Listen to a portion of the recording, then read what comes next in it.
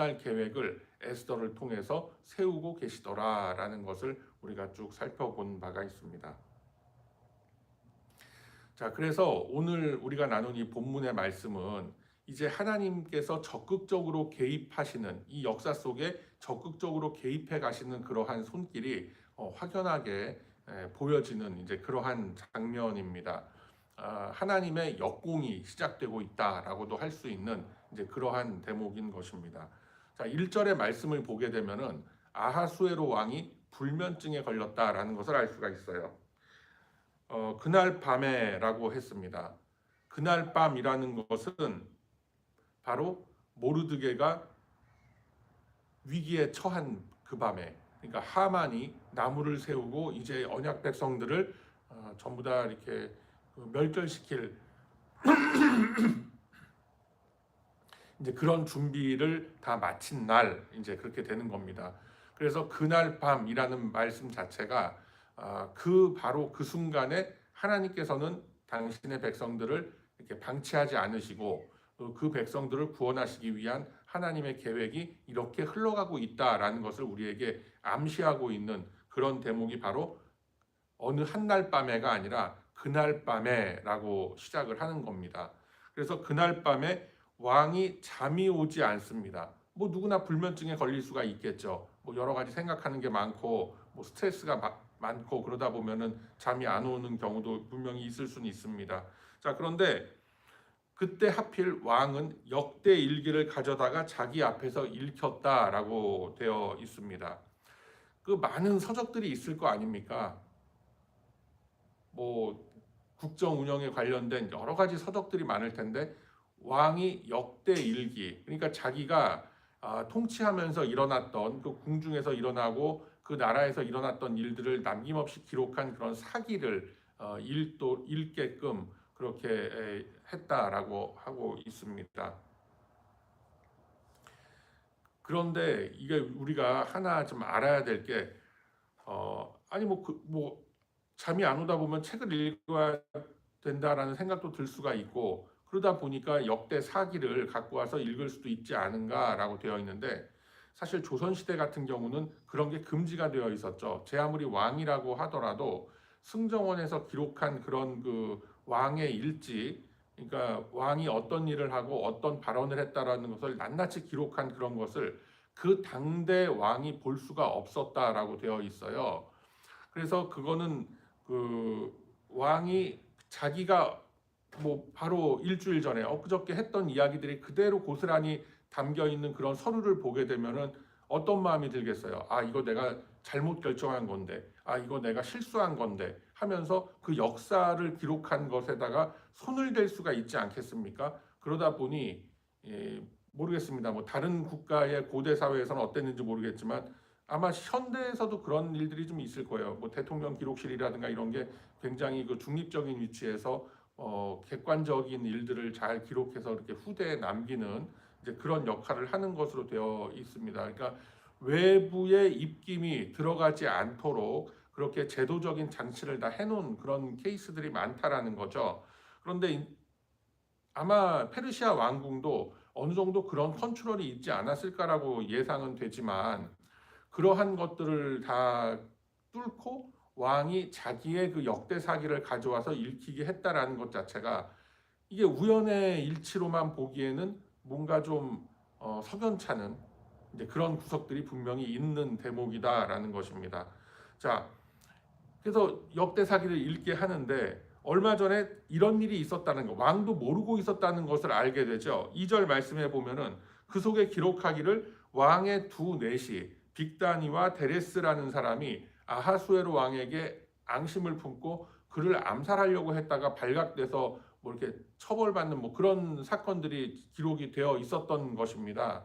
자, 그런데 왕이 3절에 보면 왕이 이 일에 대하여 무슨 존귀와 관작을 그 제보를 했던 중요한 제보 아닙니까? 그 모르드게에게 내렸느냐. 그러니까 이런 정황들을 봤을 때 왕은 지금 그런 사건이 뭐 있었다는 것 정도는 알 수도 있었겠지만 그 추후의 조치가 어떻게 취해졌다라는 거에 대해서는 전혀 모르고 있었던 그런 상황임을 우리가 볼 수가 있는 것이죠. 자, 근데 측근 신하들이 이제 보고를 하기를 아니 뭐 그 사람한테 아무것도 하나 뭐 이게 훈장이라던가 어떤 뭐 상금이라던가 이런 것이 전혀 나간 게 없습니다라고 하니까 이제 왕이 마음을 고쳐먹게 되는 거죠. 아, 잠도 안 오고 해서 내가 역대 사기를 읽게끔 했는데 아니 이렇게 선행을 베푼 사람을 이렇게 방치할 수가 있단 말인가라고 하면서 밖에 아무도 없는가라고 이제 사람들을 부르게 되죠. 자, 그럴 때 어떤 일이 벌어지게 되냐면은 하만이 등장을 하게 됩니다. 근데 이게 참 아이러니한 게 어떻게 보면 지금 죽을 위기에 처해 있는 모르드게인데 왕의 불면증 그리고 우연의 일치 같은 이러한 왕이 역대 사기를 읽어내는 이런 장면이 등장하면서 뭔가 이 모르드게에게 희망의 빛이 비추어질 수 있다라는 이런 그 실마리를 우리에게 지금 던져주고 있는 그런 말씀의 흐름인 겁니다. 그래서 4절 이하의 말씀을 보면은 이 모르드게에게 포상하기 위해서 하만을 불러내죠. 하만이 또 마침 그 속에 있었는데 왕이 하만에게 어떻게 또 말씀을 하느냐면 이게 굉장히 어떻게 보면 코미디 같은 일입니다. 야, 이거 왕이 이제 하만한테 얘기하는 거예요. 이렇게 큰 공을 세우고 이렇게 존귀하게 내가 좀 이렇게 받들어서 훈장도 주고 해야 될 것 같은데 이런 사람에게 어떻게 우리가 의전적으로 대접을 하는 게 맞겠느냐라고 물어보죠. 그러니까 이 6절 하반부에 보면은 하만이 심중에 이르되 왕이 존귀하기를 원하시는 자는 나밖에 누가 있겠는가라고 생각을 하는 거죠. 그러니까 김칫국을 먹어도 이거 한참 이제 김칫국을 들이키고 있는 거예요. 모르드게를 칭찬하려고 해서 모르드게를 높이려고 하는 찰나에 착각을 하고 아, 왕이 지금 이렇게 영광을 주고 높이려고 하고 훈장 주려고 하는 사람은 바로 나밖에 없으리라. 그러면은 내가 어떤 위치에 올라야 될 것인가라는 것을 생각을 하고 평소에 자기가 원하던 그런 자기의 그 버킷리스트라고 그럴까요? 자기의 어떤 희망의 리스트 그런 거를 줄줄줄줄줄줄 나열하는 장면이 이제 등장을 합니다. 자, 7절 이하에 보면 왕께 아뢰되 왕께서 사람을 존귀하게 하시려면 왕께서 입으시는 왕복과 왕께서 타시는 말과 머리에 쓰시는 그 왕관을 그러니까 평소에 자기가 왕의 자리에 오르고 싶어 했던 그 하만의 그 검은 속셈이 이런 말 한마디를 통해서 벌써 다 드러나고 있는 거죠. 그러니까 뭐 이런 거 아닙니까? 이제 어디 가서 좀 이렇게 손님들 모시고 거하게 내가 대접을 하고 좀 뭔가를 맛있는 걸 좀 이렇게 대접을 하려고 그러는데 어느 식당을 가면 좋겠습니까? 라고 하면은 대부분 사람들이 대답하는 그게 자기의 경험치 내지는 자기가 가고 싶은 식당 뭐 이런 거를 추천을 할 거 아니에요. 이런 거랑 똑같은 거예요. 평소에 내가 왕의 옷을 입고 싶었고 왕이 타고 있는 그 말을 타고 싶었고 왕이 머리에 쓰고 있는 그 왕관을 나도 쓰고 싶다라는 그런 마음이 있었는데 그게 그냥 자기도 모르게 쑥 튀어나오게 되는 거예요. 그 왕복과 말을 왕의 신하 중 가장 존귀한 자의 손에 맡겨서 왕이 존귀하게 하시기를 원하시는 사람에게 옷을 입히고 말을 태우고 그 왕관을 씌워서 성중 거리로 이렇게 쭉 다니면서 자, 이 사람은 이렇게 선행을 베풀었다. 우리가 길이길이 기억하고 섬겨야 한다라는 뭐 이런 거를 이렇게 반포하게 하시오라고 이렇게 건의를 하는 거죠. 여기서 바로 하나님께서 일하시고 있는 모습들이 벌써 다 들어가고 있는 거예요. 어떻게 보면은 왕은 자기의 목숨을 살린 그 모르드게를 포상하기 위해서 상을 주기 위해서 어떻게 보면 모르드게와 지금 가장 대립 관계에 놓여 있고 가장 긴장 관계에 놓여 있던 하만을 통해서 모르드게를 높이려고 하는 거죠. 그런데 지금 우리가 보기에는 하만은 지금 그런 내막을 모른 채 자기한테 그 영광이 돌아올 줄 알고 지금 마음껏 김칫국을 들이키면서 붕 떠 있는 이제 이런 모습을 우리가 볼 수가 있더라라는 것입니다. 그래서 어떻게 보면 가장 나를 힘들게 하고 나를 위기 속에 몰아넣을 수 있을 것 같은 존재가 오히려 하나님께서 어떻게 역사를 하시니까 나를 가장 높이는 그런 도구로서 하나님의 쓰임을 받게 되더라라는 거예요. 이게 하나님의 역설이고 하나님의 반전 상황이 이루어지게 되는 것입니다. 나는 분명히 이 사람하고 원수지간이라고 생각했는데 하나님께서 역사하시니까 그 사람을 통해서 내가 더 높임을 받는 이런 일이 벌어지게 되더라는 겁니다. 자, 그러면은 이런 것을 보면서 우리가 어떤 것을 우리가 생각할 수 있겠습니까, 여러분?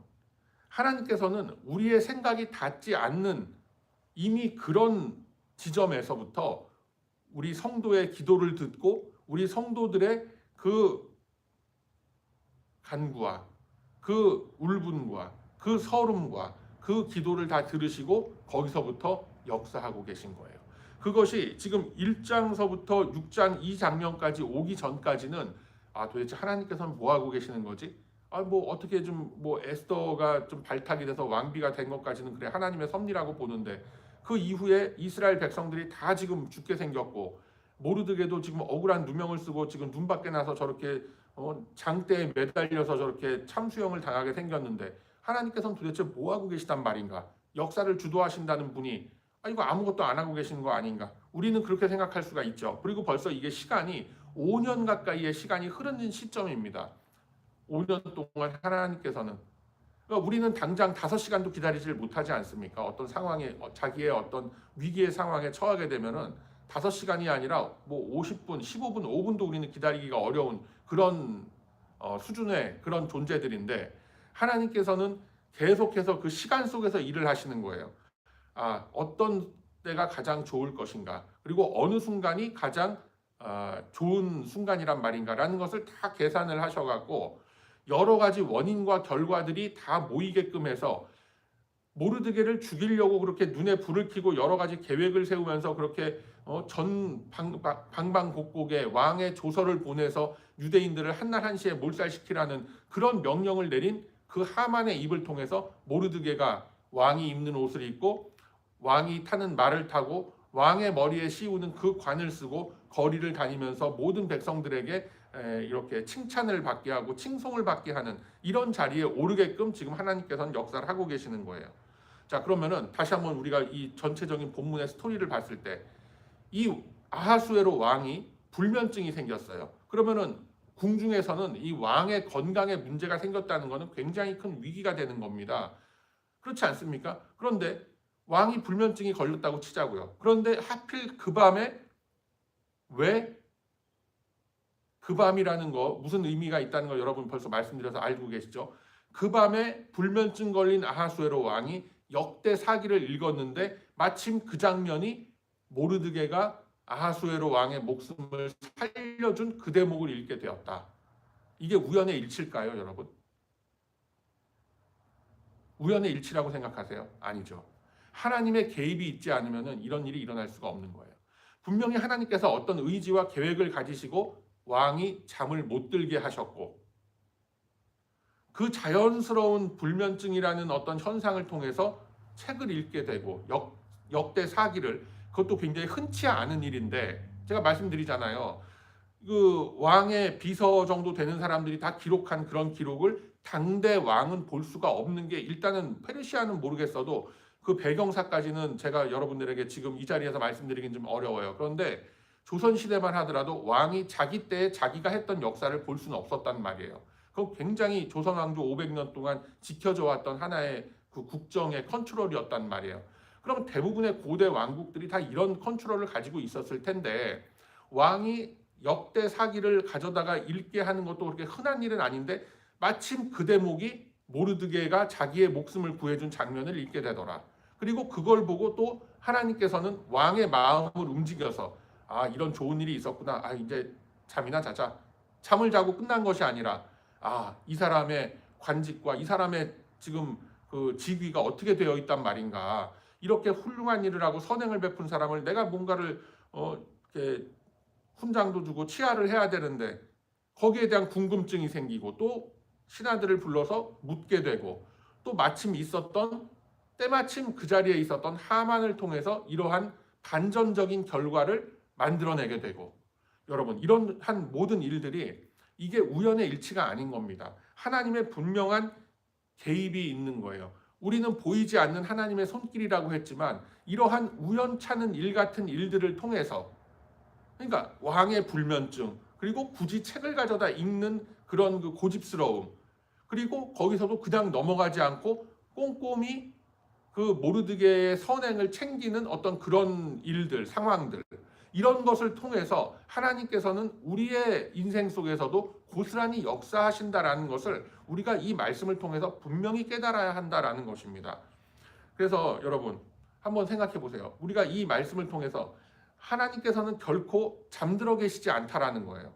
우리는 잠들어 있을 수 있고 우리는 실족하고 낙심해서 우리는 주저앉아 있을 수 있지만 하나님께서는 계속해서 일하고 계신다라는 거예요. 모르드게를 통해서, 하만을 통해서, 하다못해 아하수에로 왕을 통해서도 계속해서 당신의 백성들을 구원하기 위한 그 계획을 끊임없이 이루어 가고 계시고 있더라라는 것을 우리가 알 수가 있는 거죠. 자, 두 번째로, 그리고 하나님께서는 우리가 이걸 통해서 뭘 알 수 있어요?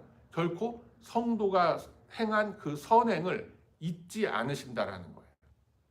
나는 이렇게 좋은 일을 했고 내가 이렇게 희생하면서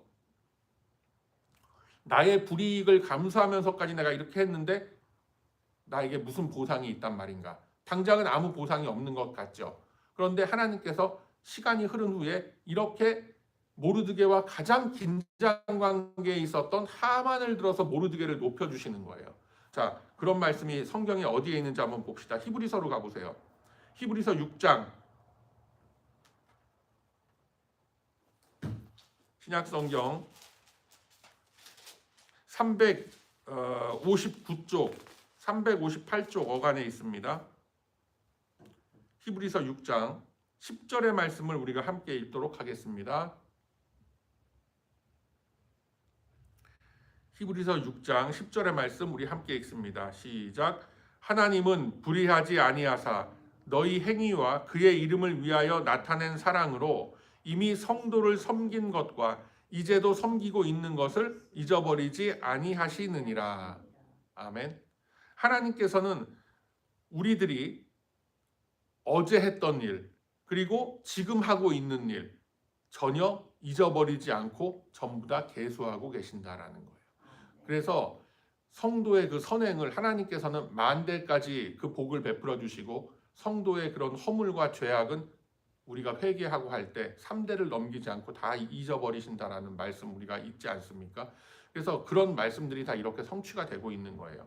하나님께서는 모르드게가 자기가 불이익 당할 수도 있는데 잘못하면 그 왕을 암살하려는 계획을 자기가 밀고 했다가 일이 잘못돼 갖고 자기한테 그 화살이 돌아오고 그 왕을 암살하려고 했던 칼이 자기 목을 겨눌 수도 있게 될 수가 있을 텐데 그런 것을 모두 다 감수하고 입 다물고 조용히 하고 있었던 것이 아니라 그것을 왕에게 측근에게 다 밀고를 해서 그런 위기를 벗어나게끔 하는 그런 선행을 했단 말이에요.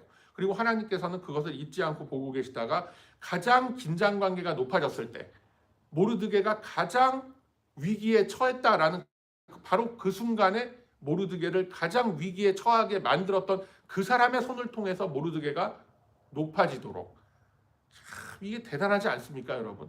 하나님께서 이렇게 역사를 하고 계신 거예요. 그래서 여러분 한번 우리가 생각해 봅시다.